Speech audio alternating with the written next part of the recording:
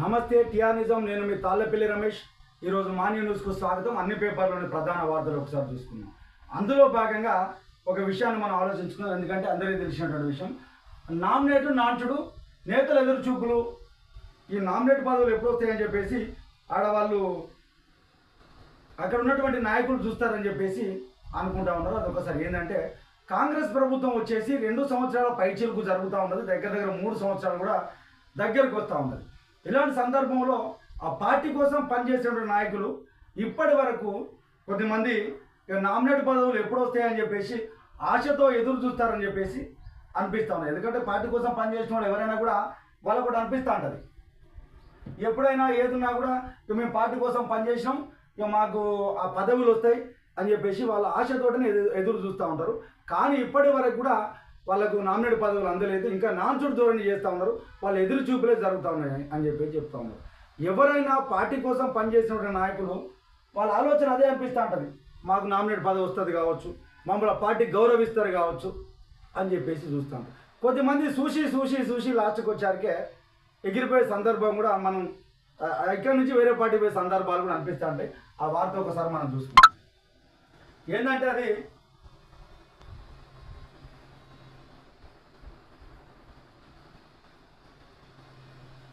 ఒకసారి వార్త ఒకసారి మనం చూసుకుంటే,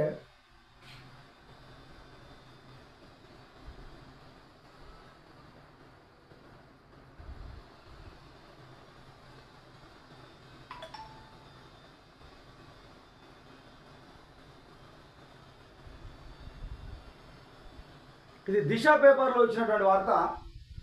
నామినేటెడ్ ఏఐసిసి డెడ్ లైన్ బేఖాతరు, నాయకులలో కుదరని ఏకాభిప్రాయం, నిట్టూరిస్తున్న ఆశాభావులు. రాష్ట్రంలో నామినేట్ పోస్టుల భర్తీ వ్యవహారం ఒక అడుగు ముందుకు 2 అడుగులు వెనుక అన్నట్లుగా మారింది.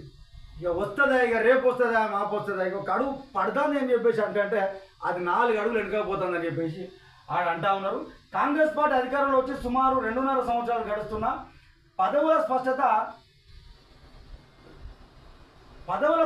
లేకపోవడం కార్యకర్తలు తీవ్ర నిరాశకు గురి చేస్తుందని చెప్పేసి ఏఐసీ నేతల ప్రకటనలో పదవులు ఆశించిన నాయకులలో కొత్త ఆశలు చిగురిస్తుండగా ఆ తర్వాత ఇప్పుడు అన్ని కాలయాపన చేస్తుండగా అసహనం పెరిగిపోతున్నది. నామినేట్ పోస్టులు భర్తీ చేసుకుంటే ఎవరికి ప్రయోజనమో అర్థం కావడం లేదని చెప్పేసి, ఎవరికో ఒకరికి ఇస్తే వాళ్ళైనా సంతోషంగా తృప్తిగా ఉంటారని చెప్పేసి అభిప్రాయములు నాయకులలో వ్యక్తమవుతుందని చెప్పేసి అంటూ ఉంటారు. ఎందుకంటే ఎవరికో ఒకరికి ఇవ్వాలి.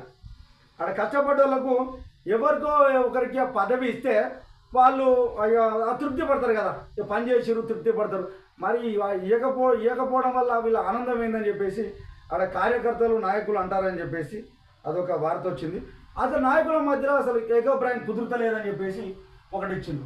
కుదరని ఏకాభిప్రాయం, నామినేటెడ్ పోస్టుల కోసం నాయకుల పేర్లను ఏఐసిసి ఆల్రెడీ ఎప్పటికో వడపోసే జాబితాను సిద్ధం చేసింది.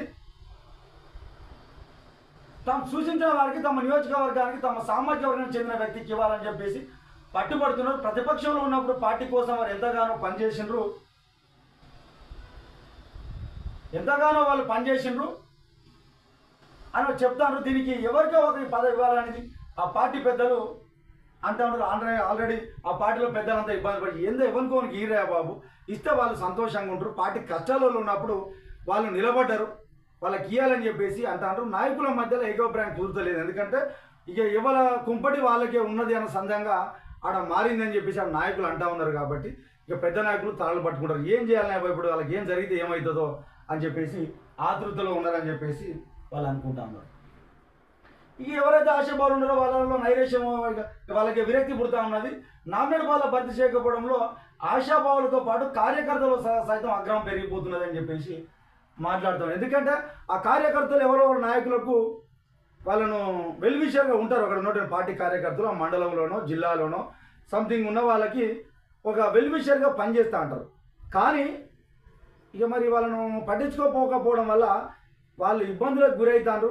ఖచ్చితంగా వాళ్ళకు నామినేట్ పదవులు ఇవ్వాలని చెప్పేసి అంటూ ఉన్నారు. ఆల్రెడీ అనేక పదవులు ఖాళీగా ఉన్నాయి రాష్ట్రంలో. కాంగ్రెస్ పార్టీ అధికారంలో వచ్చిన తర్వాత చాలా నామినేటెడ్ పదవులు అయితే ఖాళీగా ఉన్నాయి. అందులో రాష్ట్రంలో ఆర్టీసీ చైర్మన్, మహిళా కమిషనర్, పంచాయతీరాజ్ ట్రిబ్యునల్ సహా ఇంకా అనేక పదవులు ఖాళీగానే ఉన్నాయి. అంతేకాకుండా బీఆర్ఎస్ హయాంలో కొన్ని కుల సంఘాలకు ఫెడరేషన్లకు ఏర్పాటు చేసిండ్రు. కాంగ్రెస్ అధికారంలోకి వచ్చినాక అదనంగా కొన్ని ఫెడరేషన్లను సామాజిక వర్గాల కార్పొరేషన్లు ఏర్పాటు చేసింది. కానీ వాడికి ఇంకా నామినేట్ పదవులు ఇంకా భర్తీ చేయలేదు. 2 ఏళ్ళుగా ఏదో కారణంతో వీటి భర్తీ వాయిదా పడతా ఉన్నది.